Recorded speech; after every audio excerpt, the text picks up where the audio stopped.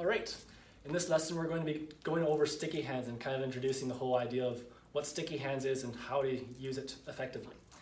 Because in the future I'm going to be doing a video series on my Patreon for any patrons that might sign up, where I'm going to be going over all the details of sticky hands and all the different methods of training. And here I'm going to be going over like a kind of general introduction to it all. So first thing I want to do is first discuss what the heck is sticky hands in the first place. So a short-term answer is it's sparring while agreeing to touch. So you can say it's kind of like a mix between push hands and free sparring, where we're just kind of, instead of just trying to push each other around and such, we're also agreeing that we can also hit each other if we want. But we just have one rule where we have to keep touching at all times. So we can't touch and then disengage. That's against the rule, right? So the reason for this is because we're trying to learn particular skills. So in reality, we're not going to be, the person that we're fighting is likely not going to be agreeing to the same rules, and neither are we. We're not agreeing to any rules. So we're not being like, okay, we're going to fight, but we're going to maintain contact the entire time. That's going to be our game, right? That's not how it is in reality. It's the difference between training and reality, right? Just the same way that if you hit a punching bag, you obviously assume that the punching bag's not going to hit you back, right? But it's still good training, right? Everything in its right and proper place. So the difference between sticky hands in practice and reality is just that we're assuming the touch. So the reason the touch is so important is because when I'm touching, I have methods of control and methods of listening. So first, to go over control, from here, whatever he wants to do, whether he wants to go and punch with this, I can control that, right? Anywhere where he's like stiff, I can move in and control that. Or if he tries to do any funny thing with his technique, I can redirect and control, right? So it's making sure that he can't do what he wants to do freely. If he wants to punch right now, he can do so freely, right? The only moment that I can stop that is if I get out of the range or if I touch. So if I touch, now I can control. Now I can control his spine and control where he is. Now, about listening is the idea of not listening with your ears, but your sense of touch, actually. So when we touch, we now get to use another sense, not just our eyes, not just our ears, not just our taste if you're going to be funny about it, but we're also going to use our sense of touch. So if he wants to move that way, I'll feel that. I can listen and then abide by that to make it useful in my context, right?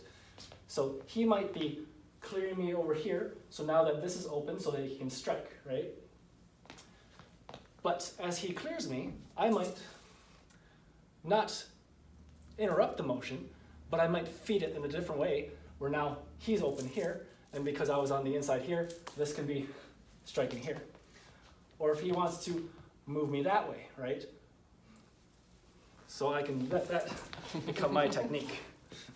It's all about listening with your sense of touch and understanding what the particular different sensations mean and how to react to them. And that's just through practice that you learn, okay, when he comes this way, I shouldn't let this happen. I should redirect that, right? So you're just essentially weaponizing your sense of touch in that way. Now, in sticky hands, we typically start with like circles, right? And this is like the typical sticky hands. We're doing sticky hands now. We always tend to return to this kind of thing. Again, this is not the reality. This is not what you're going to do with your opponents when you're in a real fight, because this would be kind of dumb. It kind of looks like patty cake. But it's important to understand this in context. Right now, you see us doing essentially what's inside circle blocks or wax on, right? So if he wants to punch me, right? See where we are, right? So this is the inward circle block, and then at any point he can decide to do outward circle block. So if he goes to punch me again, I can make this into an outward circle block. So it's not that as he attacks, that it's like, okay, now we're going to do this game. It's a piece of something. We're just training it and blowing up the whole image of it. So if we're like training and we're doing this circle, this is the circle that we're training, but in reality, as he attacks me, this is the circle, now it's going to change into a different circle, right? As again, we're just taking one small moment and blowing it up for the purposes of training. So with those circles, we had both inwards and outwards circle blocks. So this was our inwards, and then this would be our outwards. But this is only one plane. We're only working on this plane so far. There's two other planes. So there's also forwards plane and vertical over, and then there's under and back over this way. Then there's horizontal in both ways. So this is what it looks like in training, at least on the surface. But again, in context, right? So we just showed how these can be useful. But now, let's say he punches again, and I might, as I come horizontally and then follow up this way, or as he strikes, I might follow this way and then use that as a hook. And then with vertical, right, he can attack. I can lead this down and then come over the top, or I can come underneath and then go low. So it's all just different ways of engaging the opponent. Different circles are different methods of engagement. And then you're just essentially training that. So if we're doing a circle, let's say we're doing this circle, right? Essentially, it's like I'm trying to punch him and he's blocking me, and then he's trying to hit me and I'm blocking him. So now you can see this kind of looks like push hands, right? Whereas now it's just like I'm trying to hit him, he's trying to hit me, and it just becomes a drill. So that's kind of how it is, right? It's meant to symbolize, and eventually it becomes a little bit less symbolization and a little bit more free play as we learn more about it, as we get more experienced. But first we have to start with the horse stance of it all, the basics, right?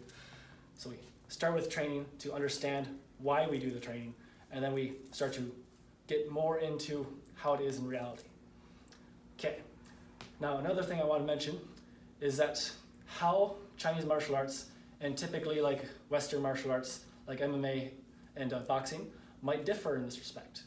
You don't see like boxers trying to touch and control like this, but you'll see them kind of bob and weave, throw in their punches back, and then immediately retract, right? It's kind of in the same way that we don't want to punch and then leave our hand out to just have any kind of thing happen to it, right?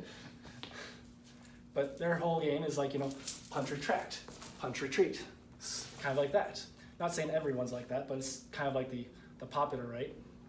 But Chinese martial arts tend to work more on this touch basis, which is why in like some Western arts you see everything is always back to guard, whereas in Chinese arts you'll see through forms there's many positions where it's like, my guard isn't up. Well, why is my guard not up? Well, it's because I'm not playing the same game. You don't want to play the same game because you're training a different game, right? If you play the Chinese arts game, you don't want to play the Western boxing game, they're better at it, right? So if my hands are down, we're assuming now that his hands are also down, right? So he goes to throw a punch at me. Right here, I'm in control of him. He can't reach me with that hand without moving a lot, right? But here I'm in the same position that I just showed, right? I have that armbar position, and I'm in control of him, which, as I mentioned in a previous article about the terminology of hands up versus what I prefer to use is put my weapons between me and them. It's obeying the rule of putting my weapons between me and them. I don't have to have my hands up because my hands are controlling the opponent and between me and his weapons, right? So you don't want to play the game. You want to play the game that you were training to play. So the game that we're training to play is that we want to control. So if he has his guards up, right? I have to get around his guards in order to get to him, right? I can't just walk forward, right? I'm not saying that Western boxers do that, they don't. But I'm just trying to illustrate the point. You have to deal with the guard. You can't just walk through, right? You can go around, right? You can go around, but at some point you have to deal with the guard. So the way that Chinese arts deal with this is through touch. If I touch here, I'm already starting to control. The more I turn him this way, the harder it is for him to hit with that arm, and the more I can control his spine and now his back, right? Or I might come this way, and now I get him here, or I could weave around here and then come on the inside. But it's all about control, not letting your opponent play their game, but playing your game better than they can. So we have to deal with the hands, and that's where we get to the 2-point sticky hands, right? Typically, we have two hands, so we're going to use them both, right? So he may throw attack, and that doesn't mean that he's not going to attack with that hand, right? So he's going to attack with that hand, right? Oh, look where we were. Sticky hands. That was just classic sticky hands. So you always use your own principles. And don't unstick to the opponent. Now, this doesn't mean that they can't unstick, because they, again, might not be playing your game. But one of the common things that people like to say against sticky hands is like, well, I'm just not going to play your game. And that's fine, but if I can play my game better than you can not play my game, then I'm going to win. So if he goes to punch, right, he's going to retract if he's playing like the Western boxing type of game. And people might be like, okay, oh, I couldn't stick there. Well, that's just a matter of learning how to stick better, right? Learning how to become very sticky and adhere to the opponent. So if he throws a punch, I follow him in. You can see now, I got his hand here. He might throw that other hand, but I can just start walking this way, right? So you just need to adhere and stick to them, not let them unstick. Come this way a little bit. So he might throw a technique, right? I stick and I come in, and then he might throw another technique. I stick and I come in. I might let go of the other hand, but I've got control here now. As long as I maintain contact, I have methods of control available to me, and I have methods of listening beyond what I can see and hear. Because our senses are not foolproof, right? You can see something, I can do like this and distract him, right? Or you can play with his senses like that. But the more senses that you have playing during the game, then the more available you have to you, the more you can react to your opponent. Because even if I'm in a situation where like my head's this way, as long as I can feel where he is here, if he tries to do anything funny, I can feel that, even if my eyes are this way, and I'm maybe turtling up, which is a common reaction. People tend to turtle up, right? But as long as I maintain contact, right? I maintain contact. So now if he moves, I can know it, right? So we got to make sure that we maintain that contact. We don't unstick. And if we do unstick, restick, and don't unstick again. So that's kind of like sticky hands, right? So again, we start with this is like our baseline. This is our fundamentals. And then we can start to throw strikes into that, right? It all starts at this, and then it becomes a little bit more fighty.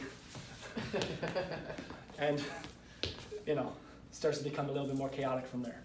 So you can say, in a way, sticky hands is the cooperating non-cooperativeness. It starts out at a certain level of cooperativeness where it's like we're agreeing to touch and we're agreeing that we start with these patterns to learn the patterns. And we learn how to move and how to stick and how to listen and adhere, all those things. And then over time, as we get better at it, we start to become less cooperative, where the only cooperation left is like, we're agreeing to stick, but we're gonna fight each other now while we're doing it. And then that can work into free sparring from there. But again, the reason why we have a distinction between the sticky hands and the sparring is just because we're trying to develop that sense of touch, that sense of control, and that sense of sticking to the opponent so that they can't get away. And then when we're in free sparring, it might look like we're doing sticky hands at some point because we're chasing down the opponent. So if he's over here, right, he may throw in a technique, and then I might stick to him, and then he might be retreating, trying to get off of my touch, but I just keep following him, right? So no matter what, just keep following him. Don't let him get away.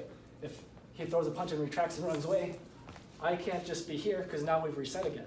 I need to chase, right? I need to chase. So that is sticky hands on a fundamental level.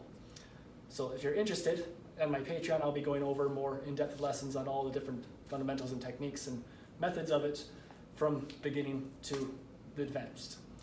So, thank you for that, and see you in the next video.